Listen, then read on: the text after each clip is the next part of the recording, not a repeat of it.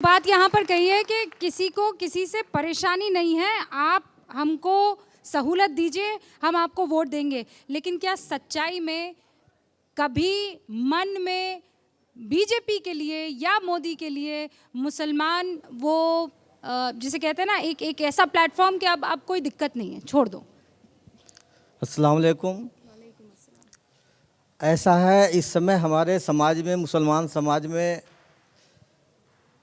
हिंदुस्तान में बहुत सी पार्टियां हैं, लेकिन आज तक जितनी भी पार्टियां हैं हम लोगों को गुमराह करके रखा है। किसी जातिवाद में नाम पे, कोई फॉरवर्ड पे, कोई बैकवर्ड पे परेशान कर, मतलब एक तरह से हम लोगों को दबा कर रखा। आज के समय ये है कि हमारे समाज में जागरूक हो रहे हैं और शिक्षा पे ध्यान दे रहे हैं। आज जिस तरह जो हमारे कॉलेज की मांग करें, हॉस्पिटल की मांग करें, आने वाला टाइम, आने वाला सरकार ये कुछ देने को राजी नहीं थी। आज अगर हम मांग करते तो हमें मोदी सरकार देगी और हमें उम्मीद है कि आगे मोदी सरकार जो है से हमें हर तरह से सपोर्ट करेगी। लेकिन जिस तरह से मुसलमानों के लिए लोग कह रहे हैं कि भेदभाव कर रहे हैं, भेदभाव मुसलमानों को नहीं, हर समाज के लिए है। हिंदू में भी परेशानी है, मुसलमान में भी परेशानी है, उन्हें सबको देखना है, सिर्फ मुसलमान को ही नहीं देखना है। बशर्ते हम लोगों को मांगने का तरीका होना चाहिए। हम लोग एकजुट जब रहेंगे, जितनी हमारी बहुमत होगी इतनी भागीदारी होगी। हम लोग जिसकी जितनी संख्या उतनी उसकी हिस्सेदारी, कुछ ऐसा ही। अभी मेरा मानना ये है, अभी भाई कह रहे थे मेरे कि भेदभाव और भ्रष्टाचार, भेदभाव तो है मैम मुसलमान के साथ। कैसे भेदभाव? थाने तहसील में भेदभाव है, शिक्षा नहीं मिल रही इसमें भेदभाव है, चिकित्सा नहीं मिल रही उसमें भेदभाव है। अगर मुखिया हमारे प्रति भेदभाव खत्म करे, हम कह रहे हैं कि हम गले मिलने के लिए तैयार हैं नरेंद्र मोदी से, लेकिन वो भी तो कदम बढ़ाएं। मुखिया गार्जियन अगर कदम बढ़ाएगा तो हम तो उस परिवार का हिस्सा हैं। जब बड़ा हमें अपनी तरफ एक हाथ बढ़ाएगा तो हम तो पूरा चल के उनके साथ चले जाएंगे। अभी हमारे साथ क्या हो रहा है? वो ये कहते हैं कि कितना भी कर लो, आपका वोट उनको कभी नहीं मिलने वाला है। जैसे सड़क पहुंची तो सबके घर तक पहुंची, ये वाला मुद्दा जो आपके यहाँ सड़क नहीं पहुंची, ऐसे बहुत से गांव होंगे, हिंदू बहुल भी होंगे। खत्म करा दीजिए। तो नहीं, वो थाने सब के नाम बोल के थाने तहसील के अंदर मुसलमान को बोला जाता है, मुल्ला बोला जाता है, संसद में बोल रहा है बुधूड़ी, इस मुल्ले को बाहर देखूंगा। मैम ये आम भाषा हो चुकी है, थाने के अंदर पुलिस बोलती है। तो आप कह रहे हैं भेदभाव हो रहा है, थानों में भेदभाव हो रहा है अधिकारियों की तरफ से और तहसील की तरफ से। आप क्या बनेंगे? भेदभाव हो रहा है, आपने संसद का नाम लिया, यानी बिधूड़ी का जिक्र किया जी।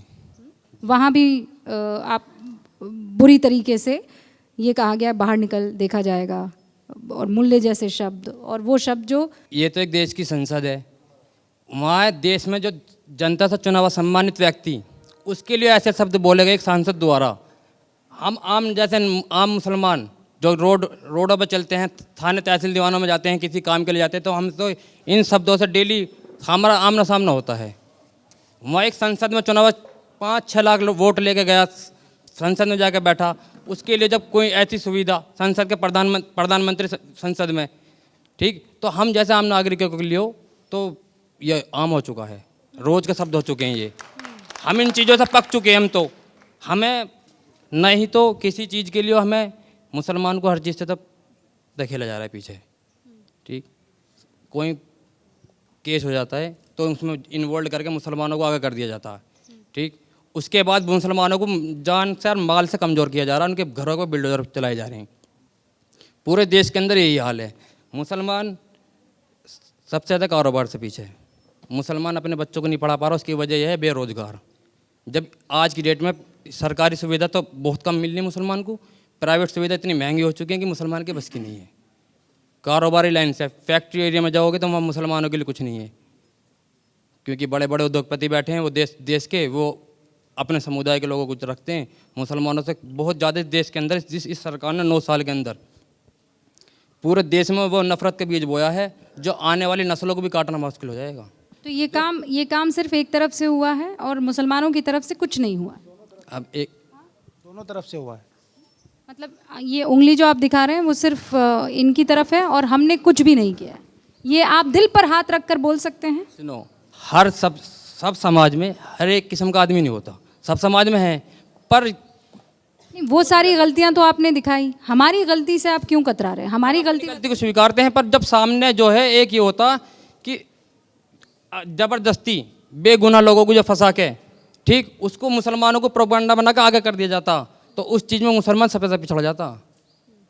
थाने दीवाने तहसील तो आप ये बोले मुसलमानों की कोई गलती नहीं है ना? नहीं, मुसलमान अगर कोई गलत है, मगर मैं गलत हूँ तो उसको मैं पुलिस सरकार सब मुझ पे एक्शन ले, पर बेगुनाह उसकी आड़ में दूसरे मुसलमानों को न सताया जाए।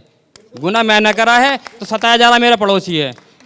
गुनाह तो वो जो गुनाह करते हैं उसके बारे में कुछ बात करने से मुसलमान कतराता क्यों है? क्यों कतराता? मुसलमान किसी गलत कहने से कतराता नहीं है। तब तो जुलूस नहीं निकलते हैं। मुसलमान गलत कहने से नहीं कतराता। जुलूस नासिर राजस्थान में नासिर जुनैद की हत्या हुई, उस पर किसी मीडिया ने कुछ नहीं कहा, कोई नहीं चला। ठीक है, अभी हम तो ये कहते हैं अगर मुसलमान मर रहा तो वो भी अपना है, हिंदू मर रहा तो वो भी अपना है। इस देश को जो बनाया हिंदू मुसलमान और सिख ईसाई ने चारों पिलरों ने मिला के बनाया, लैंड जो टिक रहा उस पर टिक रहा। एक भी कमजोर करोगे तो देश का नुकसान होगा। अच्छा, नासिर जुनैद आपको याद है? कोई और याद है जिसकी लिंचिंग हुई है हिंदू? कोई नाम याद है? ज़्यादातर देश के अंदर मुसलमान की लिंचिंग हुई है। यही तो गड़बड़ है ना। हम तो उसको भी कह रहे हैं। उसको नहीं, आपको नासिर जुनैद याद है। अगर आप एक हिंदुस्तानी होते तो आपको एक हिंदू की लिंचिंग भी उतनी ही याद होती जितनी कि मुसलमान की लिंचिंग याद है। क्या आप यहाँ बैठकर ये कह सकते हैं कि नहीं, हिंदुस्तान का मेरा मुसलमान और हिंदू दोनों लिंचिंग हुई है, जुनैद और नासिर याद है, लेकिन हमें अंकित सक्सेना याद नहीं है, हमें पालघर के 2 साधु याद नहीं है, हमें कन्हैया ला इलाहा इल्लल्लाह बोल के गर्दन पर आपने इतनी देर में कन्हैया की जिक्र कब किया? तो बीजेपी के लोग थे हैं जी, कन्हैया लाल को करने वाले तो बीजेपी के लोग थे। ये कैसे आप कह सकते हैं बीजेपी के लोग थे? कहाँ से आए? फोटो वीडियो वायरल सब कुछ होया। किसने कहा आपको? किसने कहा? किसने कहा? हाँ, किसने कहा? उनके बाद में जो सब कुछ हुआ है, जो फोटो वीडियो वायरल हुए हैं उनमें। अरे भाई, 2 मुसलमानों ने कन्हैया की हत्या कर दी, वो बीजेपी के आदमी थे। मुसलमान बेचारा है?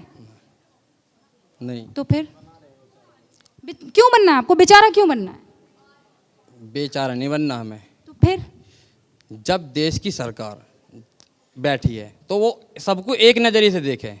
ठीक है, ऊपर बैठे प्रधान, वो तो योजना बना रही है ना, वो कह रही है कि योजनाओं का लाभ तो मुसलमानों को नहीं मिल पा रहा। आप ले नहीं रहे हो। आपने कहा मैंने राशन कार्ड बनाया ही नहीं है। धरातल पे मौजूद, धरातल पे राशन कार्ड आपने क्यों नहीं बनाया? क्यों नहीं बनाया? राशन कार्ड के लिए मैं 3 बार अप्लाई कर चुका हूँ, हर बार मना कर देते हैं। क्या बोलते हैं? कह देते हैं जी कैंसिल होगा, यहाँ से ये बनवा के लेकर और बनवा के लेकर वहाँ जाते हैं। अरे वो तो प्रोसेस है ना भाई, प्रोसेस तो एक बात बता दो, अगर डॉक्यूमेंट सही होंगे जो नीति बन के आई है तो राशन कार्ड बनेगा, हर चीज़ होगी। 3 बार अप्लाई करवा चुका हूँ मैं। मैम एक सेकंड, अरे भाई 3 बार तो डॉक्यूमेंट्स तो सही डालो ना उसमें। डॉक्यूमेंट सब कुछ सही हैं, वहीं से रिजेक्ट करके भेज दिया जाता। कितना लगा? इनकम सर्टिफिकेट कितना लगा उसमें? इनकम सर्टिफिकेट 1.5 लाख का है। 1.5 लाख में राशन चाहिए इनको? गजबे कर रहे हैं आप।